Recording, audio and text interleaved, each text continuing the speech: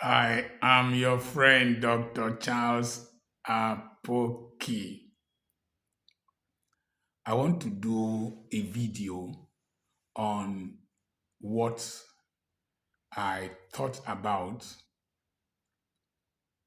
when my daughter in law was in labor and after the birth of our granddaughter. Number one, we're looking at the challenges of the aging process for men. And at the same time, if you have not reached this age bracket, I'm 66, don't comment foolishly. It is very stupid of any person to analyze what he or she has not experienced. I've shared a lot with people of my age bracket. I found out that men don't talk. One of the greatest pains in the aging process is that men don't talk. They die with their pains and their frustrations. And so nobody educates the next generation of men about what men pass through. And men are not supposed to cry. I had been discussing for more than 1 hour on phone with one of my younger friends. And it was quite surprising to him, most of the things that I was sharing with him. And he agreed with me. Number one, as you get older, you still have projects. But the problem is that there is shortness of time. I am 66. If you add 34 years, I will be 100 years old. And it is not guaranteed, but it is what we wish for. But in the last 6 years of your life, you might not be very productive. So I have big dreams. I have things I want to accomplish. I want to build a specialist hospital.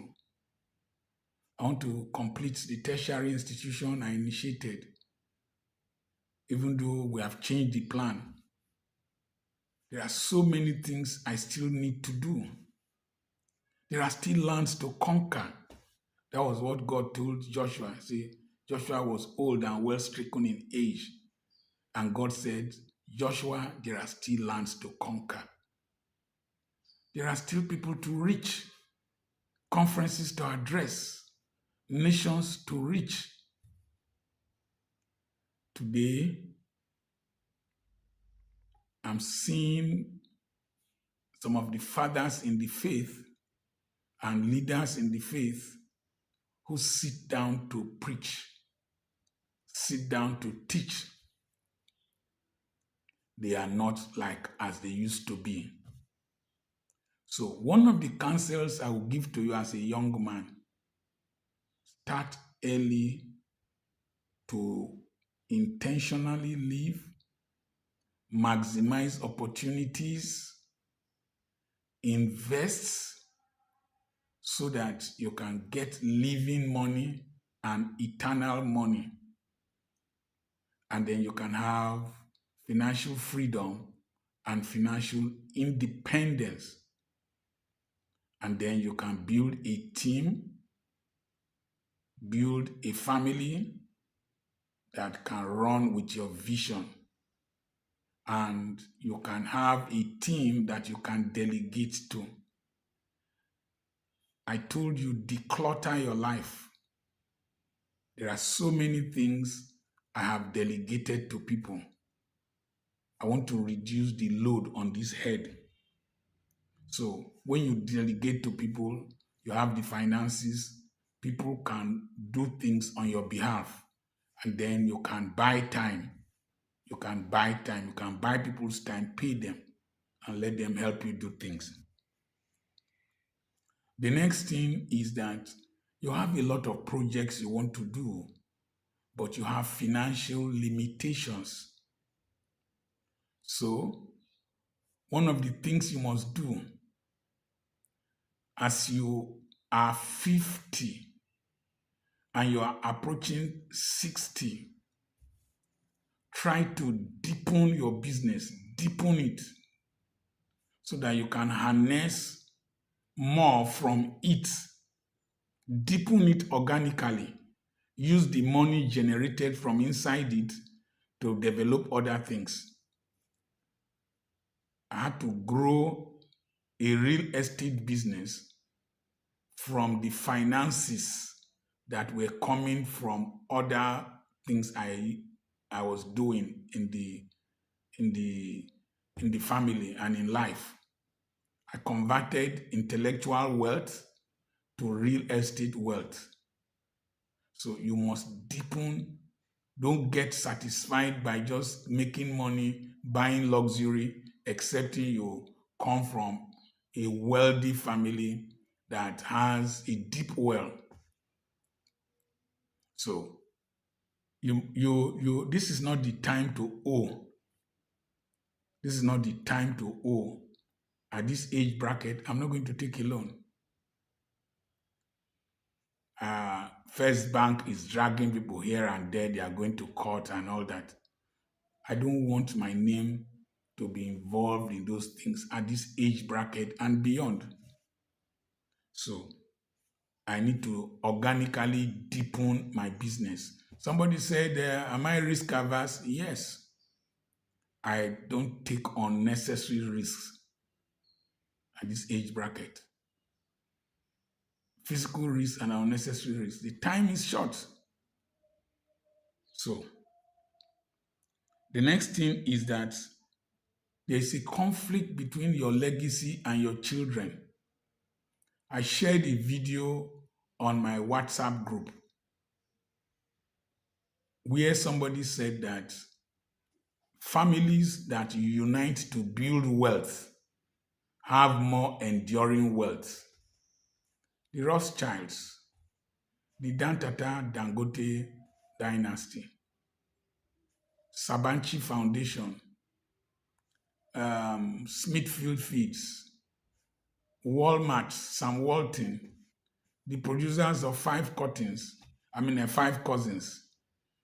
you see that enduring businesses, the Sabanchi Foundation in Turkey, the Barretta family in Italy, Pick and Pay, these are families that have stayed, the Rothschilds, these are families that have stayed together, harnessed their wealth, their expertise to build an enduring family business. But you see, the way middle-class families are run is that your father started a business, maybe your mother was running a restaurant, started a business, that trained you people in the universities, and then when you finish, you go and join other people's family businesses that are big and be working there. And what trained you, the gift that your family gave to you, God gave to your family, you negate it. The Bagdash ice cream parlor in Damascus, one family has been producing ice cream since 1895. Albert Ballet Potatoes has been there for so many years, and they made a turnover of $481 million in a year from potatoes. So if a family sinks its claws into a business like an eagle, puts the roots inside, they need to start deepening it, developing it, so for them to blossom. But this one, as you get older, I'll start wondering how many children, which of my children will continue this legacy. So when I see Nkube Dubi, Lucky Dubi's daughter, singing, I'm happy. When I see Fela's children singing, I'm happy. When I see Ziggy Marley and the rest people singing, I'm happy. When I see Muhammad Ali's daughter boxing, I am happy. When I see Abedi Pele's children playing in Marseille, two of them playing at the same time in Marseille, one a captain of Ghana at one time, I am happy.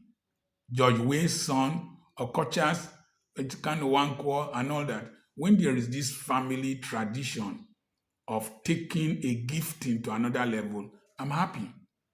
But sometimes you will sit down and be wondering what happens to all I am doing. Are the children interested? Will they want to run with this legacy? So, will they protect the legacy? All around me in this part of the country, you will see legacies that have gone into ruin because the children squandered them. It's a burden that comes up. Who, even if they are not your biological children, who are those that can run with this dream? Rolex is a trust. Kellogg's is a trust. The next thing is responsibilities and finances. You will suppose that as you get older, that there are businesses you have set up with your wife, and that you would be living on the proceeds from those businesses. It is very shocking that no matter what they make, that money that comes from you is the sweetest money for madam.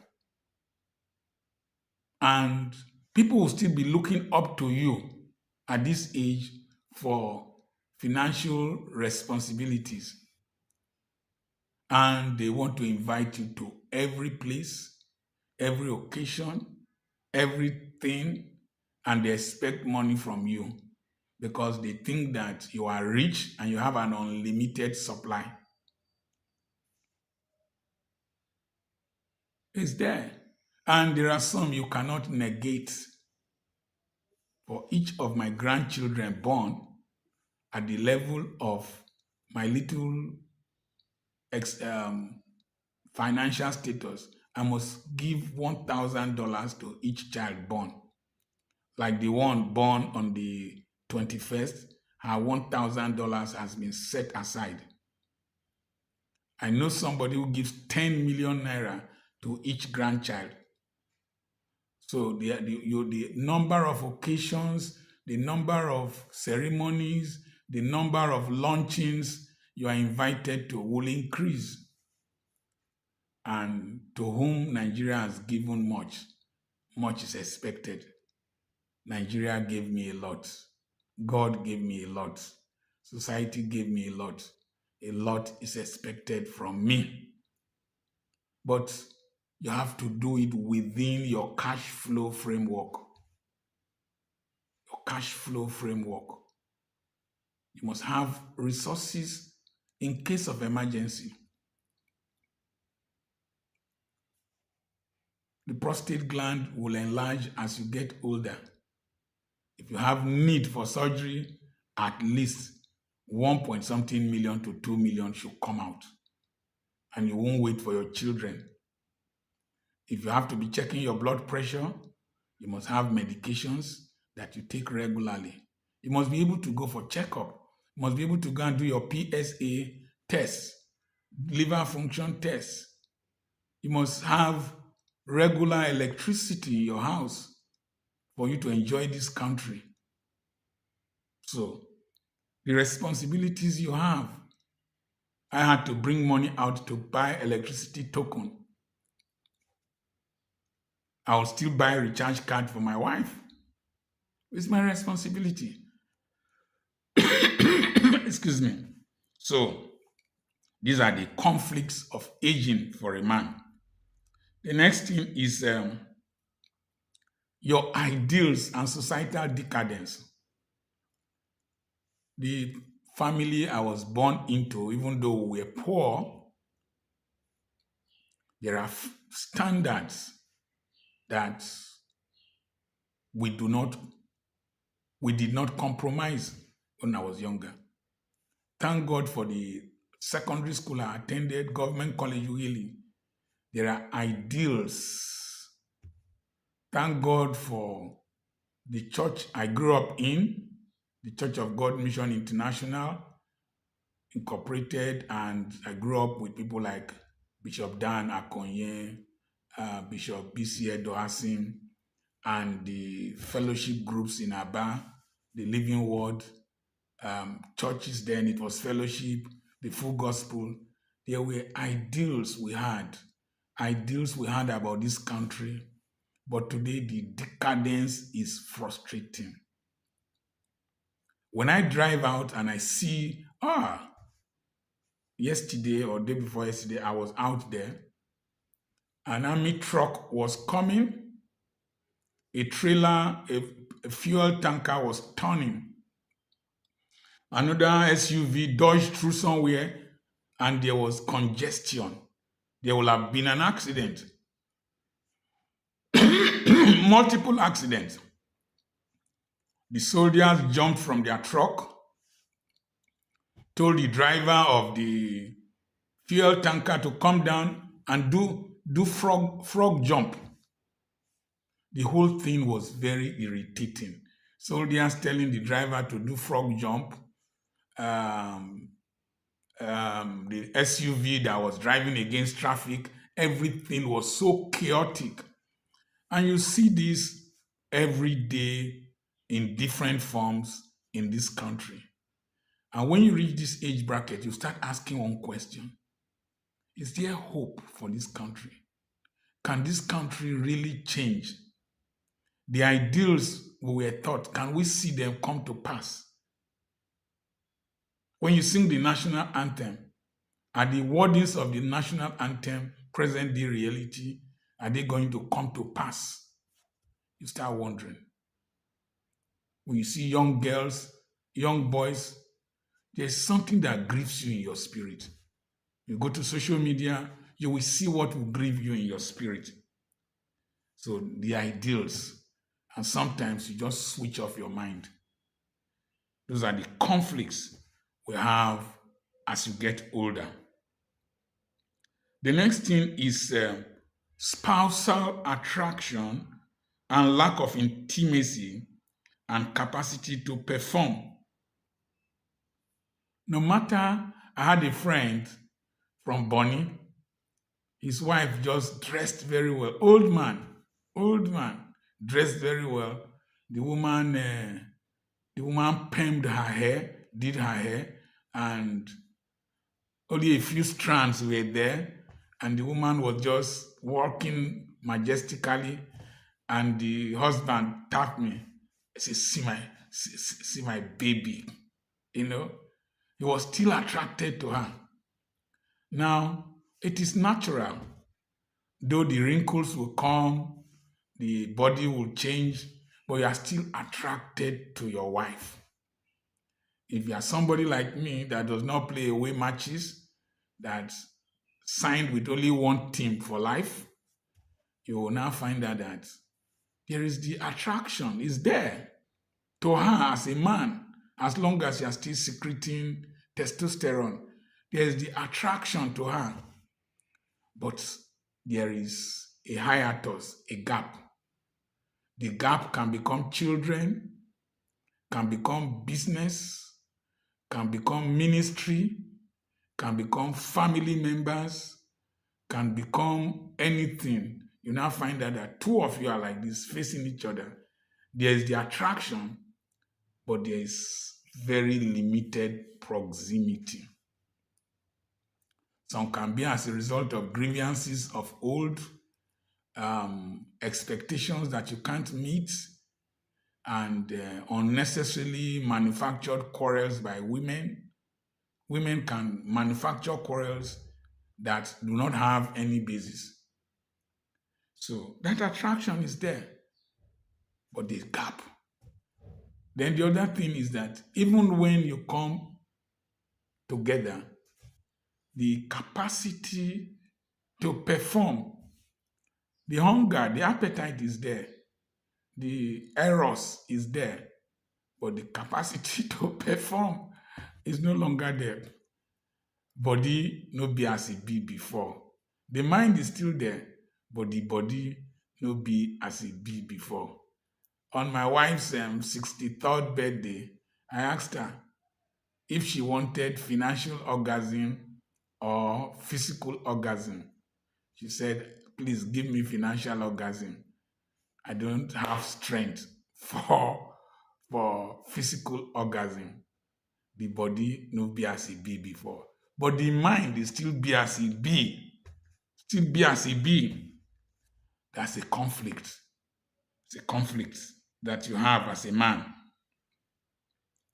Then there is the pursuit of purpose and lack of strength. There are so many things that you still want to do, so many places you want to reach, so many activities that you used to partake in, but the strength is no longer there. Thank God for social media.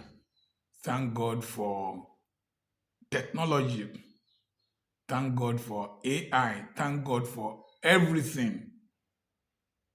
If not, my brain is still very fertile. My mind is still very strong. I still feel like 35. But if I travel and come back, takes me time to recover. Takes me time to recover. I stayed awake monitoring the delivery of my granddaughter in Europe. You know, they called me, even though she's a medical doctor. She used to consult me. The husband called me, and I had to give instructions, told them that to call the ambulance. The ambulance came. I was monitoring until the baby was born. And the excitement distorted my sleep pattern. Yesterday, it was a battle. To do the videos I did, it was a battle. So the purpose you want to achieve is there, but to pursue it, you need strength. And sometimes there is this conflict. And so you need to use modern technology. You need to use the internet. Build the internet presence very early. I started building this from when I was 50 something or 60. And thank God it is there. If not, it would have been boring. The next thing is the conflict between the capacity of your body and your mind. So there's the purpose, but the capacity of your body and your mind. My mind is still productive of ideas, books to be written, places to travel to. But I can't stay awake like as I used to stay awake. You need more sleep at this time to control your blood pressure. You need more sleep. So I can't stay awake like as I used to stay. I can't meditate at night like as I used to meditate. So what happens is that God has helped me. I do my meditation, my reading, my thinking very intensely. Within a short space of time, I can bring out something very productive, very effective, very educative, and exciting. That is as a result of the maturation of the mind. You are now like a wine that has stayed in the cellar for long, and the alcohol content has increased. You filtered the brandy and the whiskey over and over. So only a small glass of that wine can intoxicate somebody. You don't need a large volume. So this conflict between the capacity, your physical capacity, and the capacity of your mind. My mind is still very fertile, but the physical capacity might not be as it used to be. So, what do? Do your best. Give your best. Leave the rest. Delegate them to the best people who can manage them. But rest while you are alive before you are laid to rest. I am Dr. Charles Apoki. God bless you.